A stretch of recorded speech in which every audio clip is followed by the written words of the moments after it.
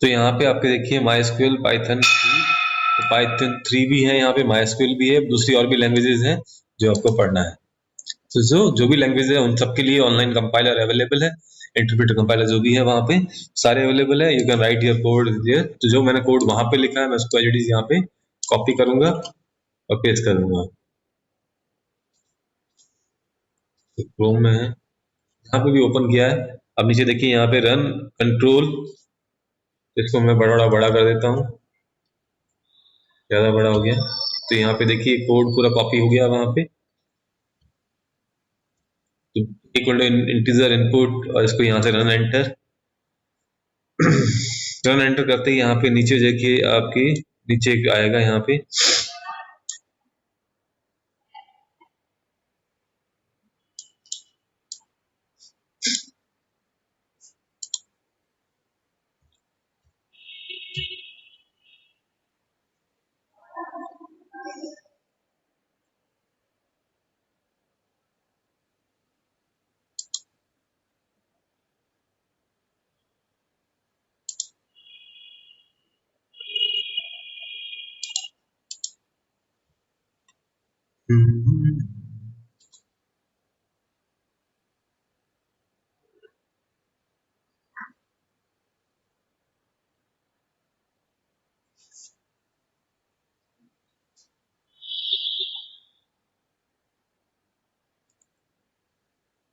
Reading A line end of file one reading ए।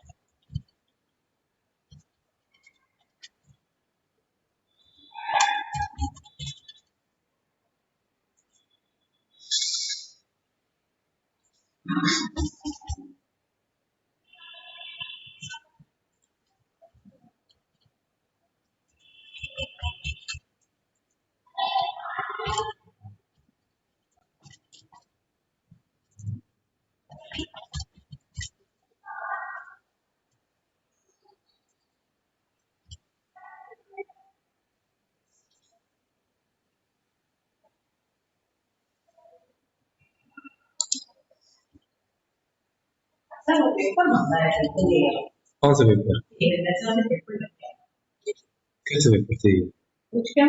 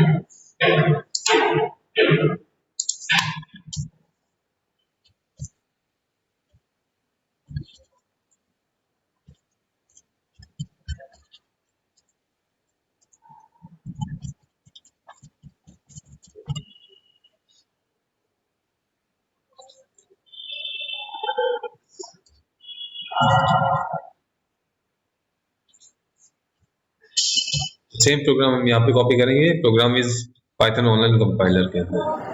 तो वहां पे वो रन नहीं कर रहा है, इनपुट वाला वैल्यूज इनपुट नहीं ले रहा है। तो मैं आपको ये लिंक आपको सेंड कर रहा हूँ यहाँ पे,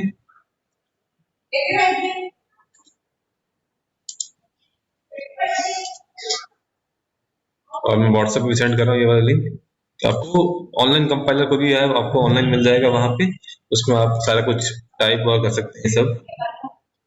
तो जो भी आपको यूज करना है, फंक्शंस भी वेरीफाई वेरी करेंगे, कुछ जो कंपाइलर कुछ फंक्शन को सपोर्ट करेंगे, कुछ को नहीं करेंगे। तो जैसे यहाँ पे मैं सेम प्रोग्राम वो वहां वाला यहाँ कॉपी कर रहा हूँ, कंट्रोल सी, तो फिर मैं यहाँ पे कॉपी कर रहा हूँ और इसको मैं रन कर रहा हूँ यूजिंग रन कमांड। यहाँ पे है run, enter the value 45, enter the second value 34, 79, sum equal to 79। Same program आपके एनाकोंडा वाला यहाँ पे प्रोग्रामिंग में भी रन कर रहा है। तो आपको चेक करना, ऑनलाइन पाइथन कंपाइलर बहुत सारे मिल जाएंगे, W3 स्कूल्स का भी अवेलेबल है, और ये प्रोग्रामिंग वाला भी है, और पाइथन ऑनलाइन वाला भी है जो पाइजो पे है वहां पे, उससे भी आपको कुछ कमांड्स वहां पे एग्जीक्यूट हो जाएंगे, कहा कुछ यहाँ पे। तो फर्स्ट प्रोग्राम था a इक्वल टू इंटीजर, तो हम कुछ और चल रहे हैं वहां पे।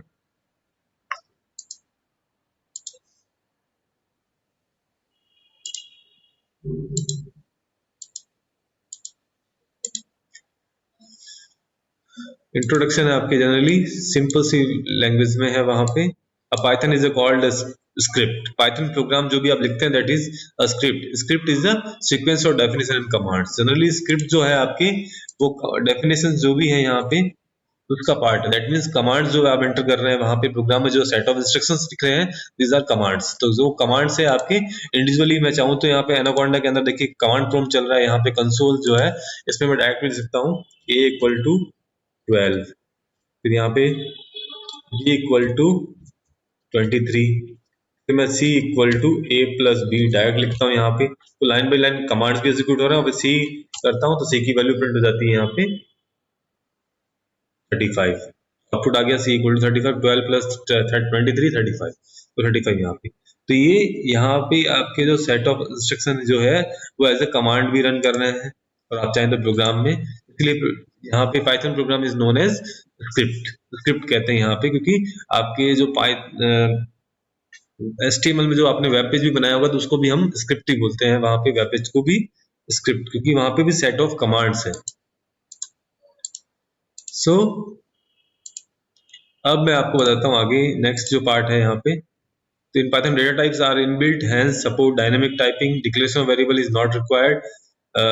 Data types are inbuilt. Data types means किस तरह की वैल्यू स्टोर करनी है, उसके लिए हम data types, that means type of data को रिप्रेजेंट करने के लिए एक डेटा टाइप है यहाँ पे, इंटीजर, फ्लोट, वर्ड है यहाँ पे, स्ट्रिंग, स्ट्रिंग है एक अलग से, वहां पे कैरेक्टर है वहां पे। तो इस तरह से डेटा आपको स्टोर करने के लिए अलग अलग डेटा टाइप्स है, इंटीजर, फ्लोट, स्ट्रिंग। फिर declaration of variables is not required. यहाँ पे आपको डिफाइन नहीं करना है कि आपको पहले डिक्लेयर। तो कुछ लैंग्वेजेस में जो है, जैसे कोई सी प्लस प्लस, यहाँ पे पहले आपको वेरिएबल को यूज करने से पहले आपको डिक्लेयर करना पड़ता है कि ए इज अ टाइप ऑफ, कौन से टाइप का वेरिएबल है आपके, ए इंटीजर है या फ्लोट है या स्ट्रिंग है, वहां पे तो आपको डिफाइन करना पड़ता था। But in case of Python यहाँ पे आपको डिक्लेयर करने की रिक्वायरमेंट नहीं है। आप डायरेक्ट वैल्यू दोगे, वैल्यू के बेसिस पे वो फाइंड आउट कर लेगा कि इसमें किस तरह की वैल्यू स्टोर होने वाली है। तो ये a is a type of, integer type का है, स्ट्रिंग टाइप का है, क्या है।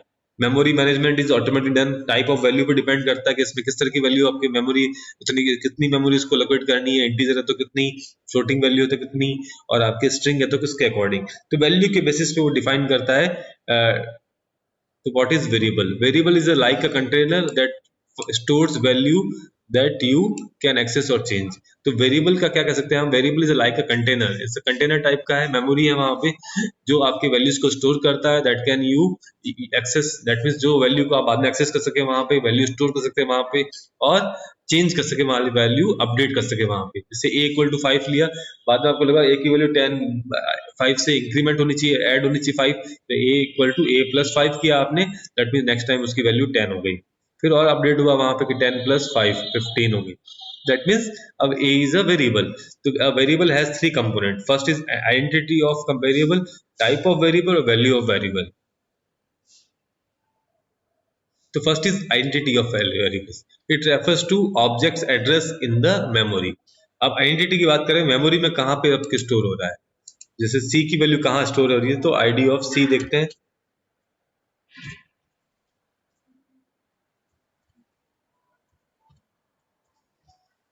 ये आईडी है यहाँ पे, that means 14077458, that is ID of a particular variable, that means memory location. ID of x means x की वैल्यू अपने 10 स्टोर की, बट आईडी का मतलब है यहाँ पे इसकी मेमोरी में कहाँ पे स्टोर्ड है उसका एड्रेस बताएगा। Identity of variable that means इस मेमोरी लोकेशन पे आपकी ये वैल्यू एक्स की वैल्यू जो है 10 वो स्टोर्ड है, क्योंकि x तो लॉजिकल रिप्रेजेंटेशन है, x is logical name given to a particular value. एक वैल्यू जो स्टोर कर रहे हो उसको, एक वेरिएबल जो आप कह रहे हो यहाँ पे एक लॉजिकल नेम है given to a memory location. तो x, क्योंकि जो एड्रेस है वहां पे इतना बड़ा एड्रेस है जो उसको हम मेमोराइज नहीं कर सकते वहां पे, क्योंकि वो न्यूमेरिक फॉर्म में एड्रेस है वहां पे। अगर हमें बहुत सारी वैल्यू स्टोर करनी तो बहुत सारे एड्रेसेस होंगे, उनको हमें मेमोराइज करना बहुत डिफिकल्ट होगा, तो उसके लिए उन्होंने लॉजिकल नेमिंग दिया वहां पे मेमोरी एड्रेसेस पर, इसको बोलते हैं variables. Then type of variable, that means which type of value it is variable can going to store। तो वेरिएबल क्या किस टाइप की वैल्यू स्टोर करने वाला है, तो उसके लिए टाइप ऑफ वेरिएबल। तो type means data type of a variable, किस तरह का डेटा आपके स्टोर करने वाला है वेरिएबल। तो first number it will store numerical values. तो Python support three build type in numeric types. Numeric value में तीन तरह की वैल्यू स्टोर करता है, integer, floating point number, floating means decimal वाले वैल्यूज वाले, देन कॉम्प्लेक्स नंबर जहां पे आयोटा वाला बात होती है कि a प्लस आयोटा b। तो जहां पे इमेजिनरी नंबर और रियल नंबर की बात करते हैं तो वहां पे वो है कॉम्प्लेक्स नंबर। फिर आता है integer, integer represent whole numbers. Integer में आपके नेगेटिव और पॉजिटिव नंबर्स होते हैं वहां पे। जो होल नंबर्स होते हैं that means -5 plus 5, -6 plus 6, 1028 minus में प्लस में 1028, तो वो है integer, that means no decimal digits are allowed.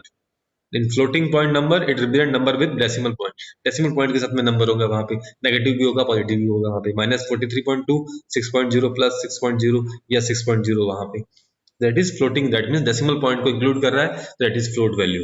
Then complex number it is the made up of pair of real and imaginary number. तो complex number means it consist of real and imaginary number. तो 2 plus 5j या iota, वहां पे आई की बात करते हैं। फिर नेक्स्ट डेटा टाइप है आपके string str। It is a sequence of character, that means group of characters, we can say that collection of characters. तो बहुत सारे कैरेक्टर्स है वहां पे, सीक्वेंस है कैरेक्टर्स का, तो combination of letters, numbers and symbols, that is known as string। it enclosed within single quotes or double quotes। तो ये आपके डबल कोट्स और सिंगल कोट्स में ही आपके लाई कर रहा है वहां पे। तो जो भी आप डबल कोट सिंगल कोट्स में अगर आपने कोई वेरिएबल की वैल्यू लिखी है तो दैट इज अ स्ट्रिंग। जैसे यहाँ पे रैम जो है equal to hello, double quotes में hello welcome to Python, that means ये जो रैम में जो वैल्यू आपने स्टोर की वो स्ट्रिंग टाइप की वैल्यू स्टोर। अब आता नेक्स्ट टाइप है वो बुलियन है। Boolean means it represent one of the two possible values. Boolean में टू वैल्यूज को रिप्रेजेंट करता है बुल, दैट मीन्स ट्रू और फॉल्स, आइदर ट्रू होगा या फॉल्स होगा। Boolean underscore 1 equal to 6 is greater than 10, that is false. तो 6 की जो वैल्यू है वो 10 से ज्यादा नहीं है, ग्रेटर नहीं है, फॉल्स होगी वहां पे। तो 6 इज लेस देन 10 तो ट्रू हो जाएगा वहां पे। तो मैं आपको एग्जीक्यूट करके दिखाता हूँ यहाँ पे। 6 इज लेस देन 10, तो यहाँ पे आ गया ट्रू। 6 की वैल्यू जो है लेस देन 10 है, ट्रू है वहां पे। 6 इज ग्रेटर देन 10 तो फॉल्स आ जाएगा यहाँ पे। दैट मीन्स ये बुलियन वैल्यूज है वहां पे, कोई भी कंडीशन आप लिखते हैं वहां पे तो उसके दो ही रिजल्ट पॉसिबल होता है, अगर ट्रू होता है या फॉल्स होता है वहां पे। नेक्स्ट इज आपके जो डेटा टाइप है वहां पे none. It is special data type with single value. None means nothing, it is used to signify absence of value equaling to false in a situation. तो जहाँ पे सिग्निफाई ये करता है एब्सेंस, अगर आपके पास वैल्यू नहीं है उस केस में हम वहां पे नन को यूज करते हैं, अदरवाइज हम यूज नहीं करते नन। फिर type, if you wish to determine type of the variable, तो हम टाइप यूज करेंगे तो टाइप बताएगा कि आपके वेरिएबल का टाइप क्या है। जैसे मैं टाइप लिखता हूँ सी, सी का क्या टाइप है वो आपको बता देगा वहां पे कि इंटीजर टाइप का वैल्यू स्टोर कर रहा है सी, तो सी की टाइप है वहां पे इंटीजर। फिर मैं अगर ट्रू लिखता हूँ वहां पे तो टाइप वैल्यू है ट्रू, ट्रू का टी कैपिटल होगा वहां पे, ट्रू अगर चेंज हो गया एंटर करता हूँ तो बुलियन। अगर मैं टाइप लिखता हूँ डबल कोट्स में ट्रू, ये अलग है वहां पे।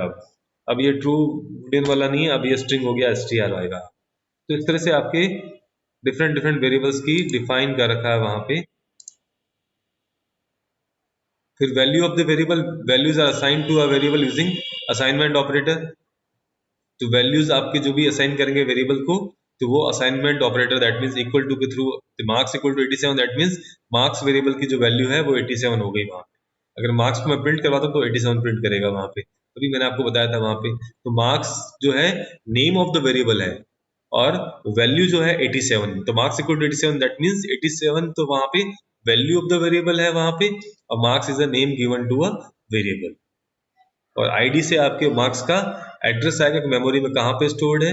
देन अगर टाइप लिखते हैं मार्क्स का, तो जो भी वैल्यू, जिस टाइप की वैल्यू स्टोर कर रहा है इंटीजर, तो इंटीजर वहां पे टाइप हो जाएगा उसका। तो यहाँ पे देखिए concept of assignment, lu1 is a variable equal two is assignment operator than equal two is a value. तो यहाँ पे this variable is called left और एल वैल्यू। तो जहाँ पे ये जो वेरिएबल है इसको बोलते हैं एल वैल्यू वेरिएबल। अगर लेफ्ट हैंड साइड में है आपके वेरिएबल तो उसको बोलते हैं एल वैल्यू वेरिएबल। अगर राइट हैंड साइड में कोई वेरिएबल यूज कर रहा हूं तो वो है are value variables. Multiple assignments use करता है यहाँ पे एसक्यूएल पाइथन आपके।